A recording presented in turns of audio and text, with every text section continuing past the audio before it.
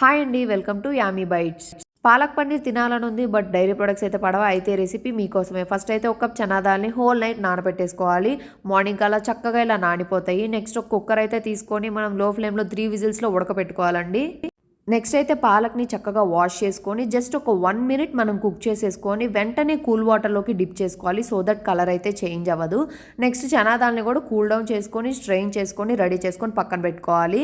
Next mixie జార్లో palak 1 spoon curd వేసుకొని చక్కగా గ్రైండ్ చేసుకొని రెడీ చేసుకోవాలి. నెక్స్ట్ అయితే ఒక కడాయి తీసుకొని కట్ చేసుకున్న ఆనియన్స్ చక్కగా సార్ట్ చేసి సాల్ట్ ఇంకా అల్లం వెల్లుల్లి పేస్ట్ వేసి పచ్చివాసన పోయే వరకు ఆగి గ్రైండెడ్ పేస్ట్ని కూడా వేసుకొని చక్కగా 5 మినిట్స్ ఉడికించిన తర్వాత పసుపు, ధనియాల పొడి, కారం, గరం మసాలా అన్నీ వేసుకొని నెక్స్ట్ మనం పక్కన పెట్టుకున్న చనాదాలను కూడా వేసుకొని చక్కగా ఒక 2 మినిట్స్ ఉడికిస్తే చాలండి. బికాస్ చనాదాలు ఆల్రెడీ కుక్డ్ కాబట్టి.